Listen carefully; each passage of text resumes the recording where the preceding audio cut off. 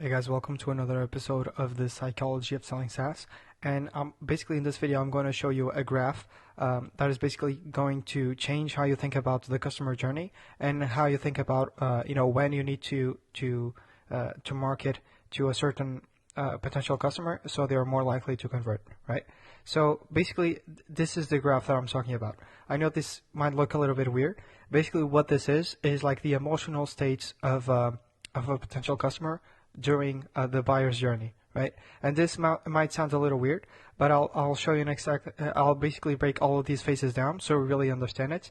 And the reason why you really need to understand it, this graph, is because it tells you exactly when people are ready to buy. So instead of you spending your marketing budget, on all of the other phases, when they are, way less likely to buy, you're spending all of your marketing efforts, and in the stage where they are the most likely to convert, right? So you're basically spending your money right here, and I'm going to break it down so we really understand what is the thought process that people have before they buy something or they make a major purchasing decision. So you can really take advantage of that, see that pattern, and then optimize for it. So basically, phase number one is uninformed optimism. So they're like way too positive in terms of what they want to achieve. So at this point, they establish a certain goal. So it might be, let's say, they maybe want to close more deals. Let's say they have a certain number of leads and they want to improve their closing rate. Maybe they want to save 5 hours a week by doing X thing. Like instead of spending, I don't know, maybe they want some more automation to save 5 hours a week. Maybe they want to reduce the cost of something in their business by 10%. Whatever the goal is, they establish that goal at this point in phase one. And the thing about this stage is that it's uninformed optimism, right? So they think it's going to be easy because they aren't aware of the exact steps they need to take. So it's very hard to sell them here because they think it's going to be easy. So if you try to sell them, they think, nah, I don't need it, right? I got this. That's their thought process. And what they're going to do is they're going to try it themselves without changing, without changing the tools that they're using and without changing their process. So that's what they're going to do. So let's say they want to close more deals. They're not going to change their sales process. They're not going to change their CRM. They're just going to keep doing what they're doing. And I don't know, magically they think they're going to get more deals closed. And this is like a human bias. So this really applies to everyone. Even for me that I've studied this and I'm explaining it right now, this applies to basically everyone. So you just have to be aware of this. It's just what it is. It's like human nature. So phase number two is informed pessimism. So what this is the point where they realize this is going to be hard. So they did a real research, they try it themselves, and they see, okay, and they're not getting the results they expect at that point. So they think, this is going to be a little bit harder than I expect, but maybe I still got this, right? So it's just slightly pessimistic.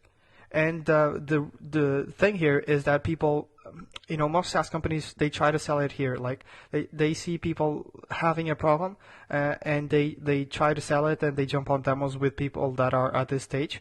And what they realize is that people don't have enough urgency. So they think, okay, I kind of need this, but I only need this a few months from now. That's what happens whenever you listen to something like that, is because people are at this stage. They are not ready yet.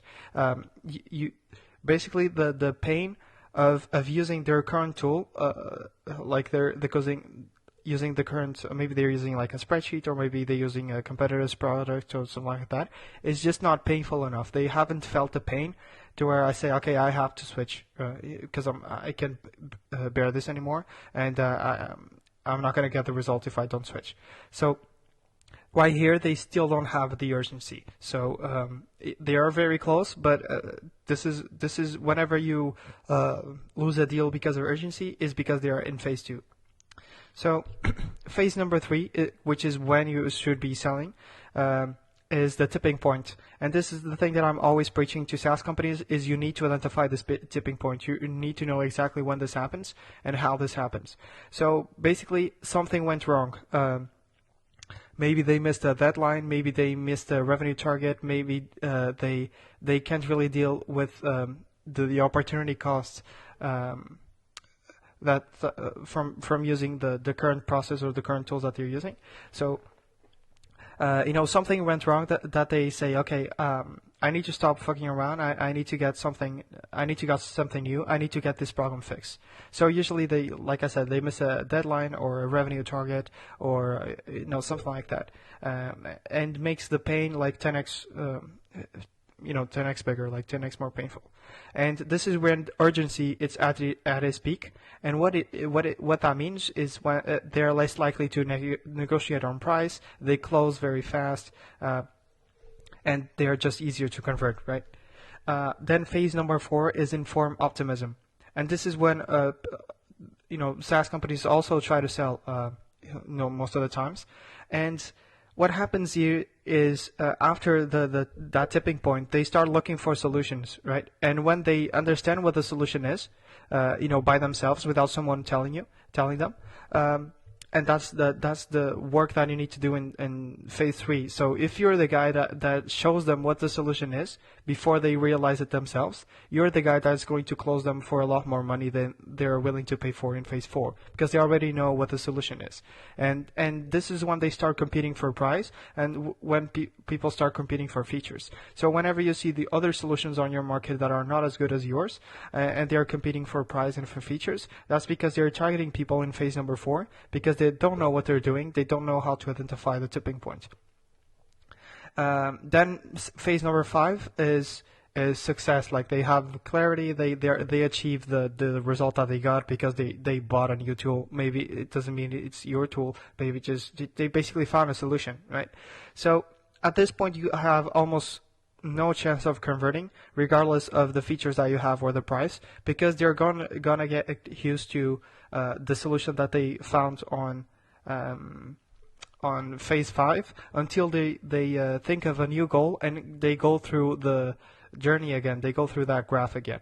So at this point, you basically have no chance of converting them, because even if you are way better than the competition, because they're gonna get used to that.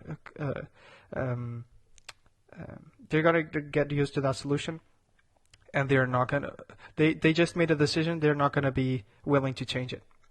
And basically, like I said, you need to target and you need to spend all of your marketing efforts in phase number 3. It's not exactly, you're not gonna be able to market everything in the exact tipping point. You're gonna market right before the tipping point or right after the tipping point, but the important is that you are aware of this cycle, and that you spend as much of your marketing efforts at this stage, because this is when they have the most urgency. This is when they don't really care about the price as much, and this is when they close really fast. So if you really think about your demos, or you think about your free trials, and you notice that 80% of your revenue comes from 20% of some customers that they just seem to close very easily, is because they were at this phase, because they were at this phase number 3, and they're just willing to fix their problem. They have the urgency and so on. So imagine if all of your new customers would be at this phase. The customers that are already bringing you 80%, you would double down on those customers instead of these customers at other stages that are not as willing to pay for this, and they're a little bit less easy to convert. So here's how to do it. So number 1, to do this, you need to identify the tipping points. You need to identify when they are so sick of their current solution that they need to try something else, right? Then you need to create a great messaging around it. So you need to explain your product really well. You need to show the full value of your product and how and how you have the solution. Because basically at phase 3, they are not aware of the solution yet. So you have to be the one to do the work of, transitioning from showing, okay, you have this problem right now, and this is how our solution fixes every single one of those problems. That's exactly what I have on my landing page formula as well, because that's exactly what the landing page needs to do. So number 3 is you want to create content for the stage. So you want to identify the problems that they're having, and you want to create, content for, showing them how to fix every one of those problems. So one, you attract people with those problems, and two, they perceive you as a solution. Again, we are attracting people in phase 3 that they are not 100% aware of the solution is. We're giving them that clarity, and then psychologically they see us as the solution. And no one does that. That's why if you really understand this, no one's going to compete with you because no one understands their customers, this much. Then what you want to do is just apply this messaging and positioning strategy to other areas of your business, because this really applies to all areas of your business. You just have to, maximize it as much as possible and repeat the cycle. And if you're wondering, this is basically exactly what I do with my clients, right? So I go through that entire process of that to find the tipping point, creating a messaging and positioning around it. So, whenever you attract people like that, they see it on your page and they, just convert as fast as possible. And we basically double down on people that are on phase 3, the ones that are easier to convert. And if you're curious on how you can follow this process and how you can become a client, you can go to cortez.design/apply. And all this is a link where you can book a call with me after you answer a couple of qualifying questions. And all this is like a free call where I ask you a few questions about your business, about your problems, and about your goals, just to try to understand if we are a good fit. And basically what that means is if I can provide a really good ROI on my services in a short period of time. If we are a good fit, I'll go ahead and explain, what I have to offer and how that works. And if we're not a good fit, I basically won't have anything to sell to you because I only work with good fits because I'm that picky. And yeah, that's basically about it. There's no real commitment there. You can just go to cortez.design/apply, and hopefully I'll see you on a call. Cheers.